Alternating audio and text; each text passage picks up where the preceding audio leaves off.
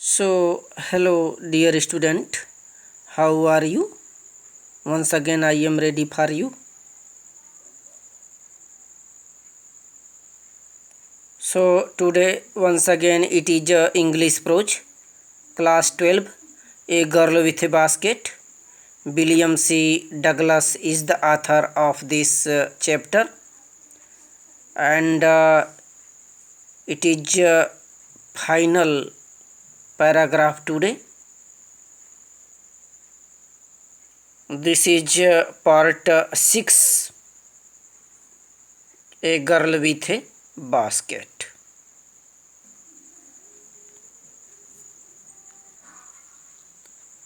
तो स्टूडेंट, आपने पिछले वीडियो में देखा था कि किस प्रकार से ब्रूकर टी वाशिंगटन वहाँ पर जो रिफ्यूजी चिल्ड्रेन थे उनके द्वारा घेर लिए गए थे पूरी तरह से, और तमाम चीज़ें उन बच्चों के खरीदे, पंखे खरीदे, सीविंग मशीन के बास्केट खरीदे, और फ्रूट वाला बास्केट खरीदे, वास्ट पेपर वाला बास्केट खरीदे।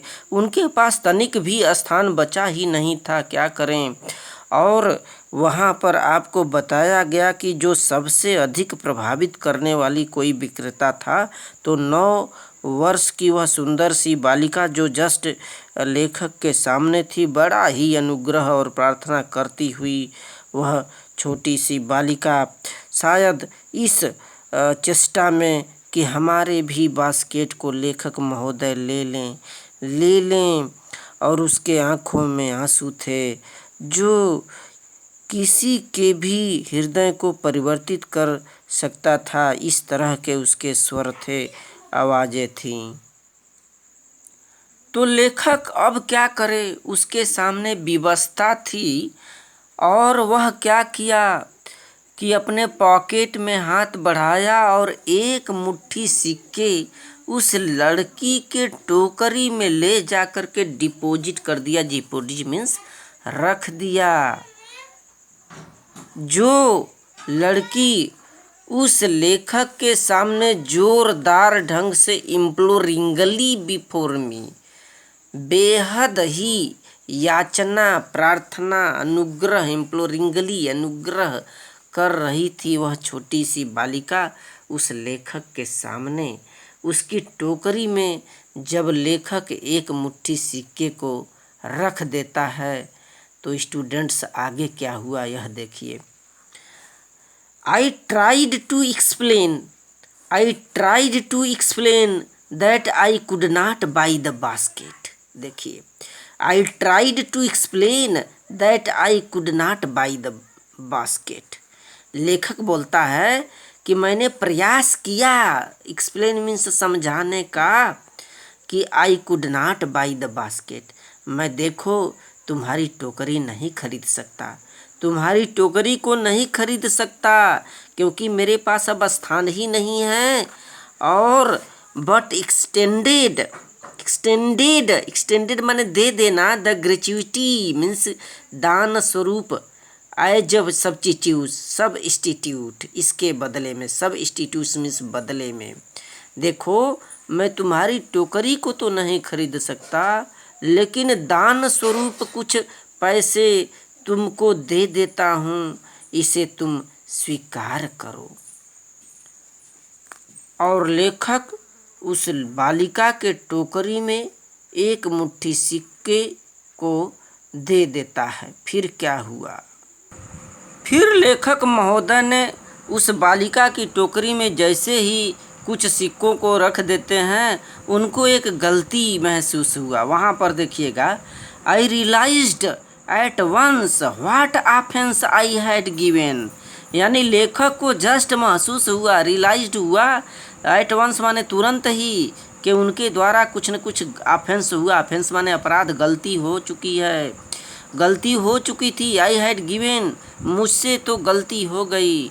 लेखक को ऐसा एहसास हो गया। और वह गलती क्या थी स्टूडेंट्स, यहाँ देखिए बेहद इम्पोर्टेंट लाइन है।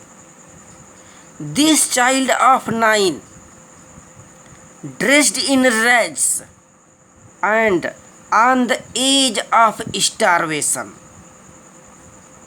दिस चाइल्ड ऑफ 9, यह 9 वर्ष की जो बालिका थी, ड्रेस्ड इन रेग्स यानी फटे चिथे कपड़े पहनी हुई थी, and on the edge of starvation, starvation माने भूखमरी के, एज माने छोर पर, कगार पर, वाज माने थी।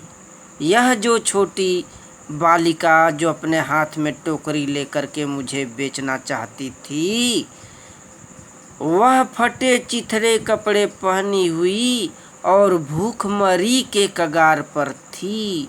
क्या की?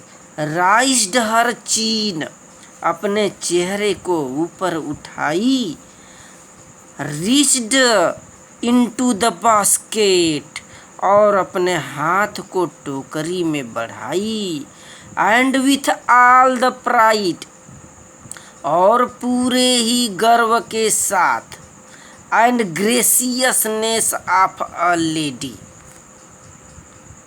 देखिए, pride and graciousness of a lady, एक औरत की भांति गर्व और शान से, ग्रेसियसनेस से, शान से क्या की। देखें, वह जो बालिका थी जो गरीबी में पली थी, फटे चिथे कपड़े पहनी थी, भूखमरी के कगार पर थी, अपने चेहरे को ऊपर उठाती है और अपने उस टोकरी में हाथ से बढ़ाती है हाथ को, और with all the pride and graciousness of a lady, एक औरत की भांति, एक लेडी की भांति पूरे गर्व और शान से handed the money back to me. ये देखिए, handed the money back to me, जो भी मैंने उसकी टोकरी में रकम डाला था, पूरे पैसे को मुझे वापस कर दी। वह बालिका मुझे वापस कर दी। There was only one thing I could do, अब क्या होगा, मेरे पास एकमात्र चारा बचा था। Only one thing, एक चारा, I could do, जो मैं कर सकता था। वो क्या? बताएं वो क्या? अब मेरे पास मात्र एक विकल्प, एक चारा बचा था जो मैं कुछ कर सकता था। What? I bought the basket, मैं उस लड़की के टोकरी को खरीद लिया। She wiped her eyes, उसने अपने आंसुओं को पोंछे, smiled and dashed down the platform, मुस्कुराई और प्लेटफार्म की तरफ भाग गई। Dash down the platform, platform की तरफ भाग गई। हेडेड फॉर सम ग्रास हट, उसका जो घर था वह घास के झोपड़ी की बनी हुई थी। हेडेड फॉर सम ग्रास हट, किधर निकली? वह उस घास से बनी हुई झोपड़ी की तरफ दौड़ती हुई, वह मुस्कुराती भागी। That would have at least 30 cent that night, और उस रात उसके पास कम से कम 30 सेंट हो जाएंगे उस टोकरी का। तो लेखक महोदय ने अंतिम में विवश हो करके उस लड़की के टोकरी को खरीद लिया और उसके बदले में 30 सेंट दी, और वह लड़की खुश होती हुई, मुस्कुराती हुई अपने उस झोपड़ी में, घास की बनी हुई झोपड़ी में चली गई, और उस रात को उसके पास 30 सेंट बचे थे। Students, next, I told this story of prime minister Pandit Jawaharlal Nehru, मैंने इस पूरी भारत की कहानी को भारत के प्रधानमंत्री पंडित जवाहरलाल नेहरू जी को बताया। I told him it was one reason, मैंने उनसे यह भी बताया, क्या? एक ही कारण है, I had fallen in love with India, मैं भारत के प्रधानमंत्री जी को बताया कि देखिए यही कारण है कि मुझे भारत से इतना प्रेम है, इतना स्नेह हो गया था इंडिया से, यही सब कुछ देख करके भारतवासियों को। Next, the people I saw in India, मैंने जो भी लोग भारत में देखे। The people I saw in India those in the village as well as those in high office. यहाँ पर क्या बोल रहा है कि मैंने भारत में जिन लोगों को सा मीन्स देखा, चाहे वह गांव के लोग हों, विलेज के लोग हों, चाहे वो हाई ऑफिसों में यानी उच्च पदों पर रहने वाले लोग हों, उनके अंदर क्या खासियत थी। Have both pride and lively sense of decency and citizenship. Have both pride, चाहे वो गांव के लोग हों, चाहे उच्च पदों पर रहने वाले व्यक्ति हों, भारत के प्रत्येक लोग,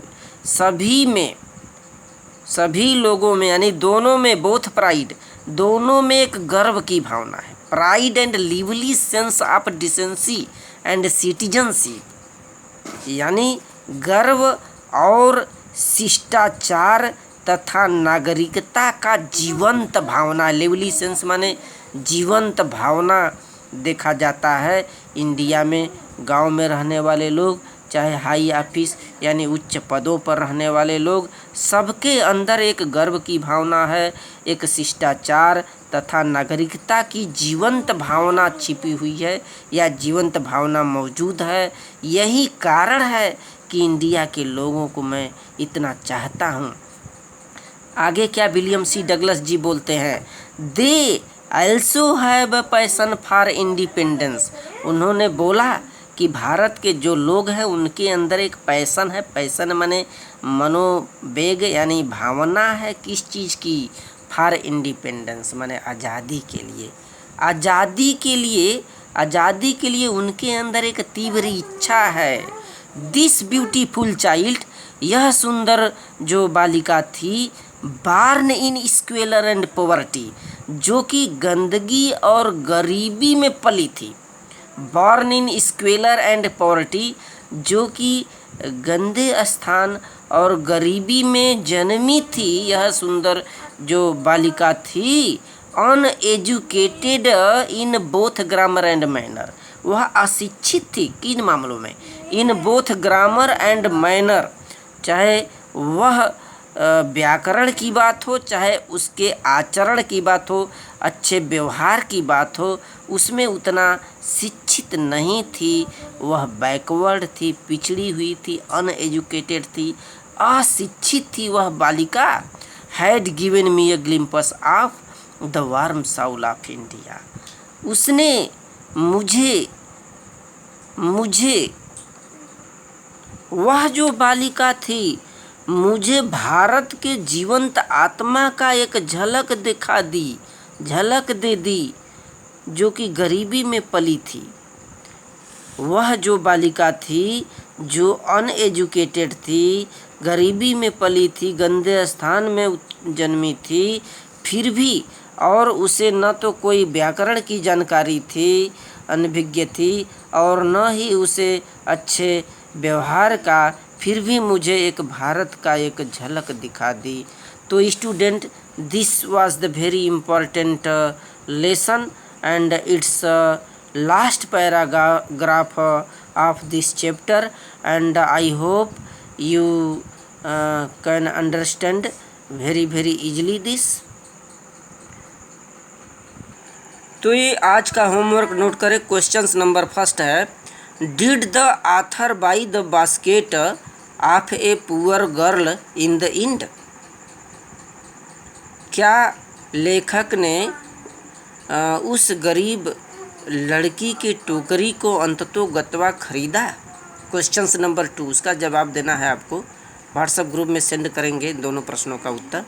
who had given the author a glimpse of the warm soul of India, Bharat के उस जीवंत आत्मा का एक झलक किसने दिया। So student, thanks to all.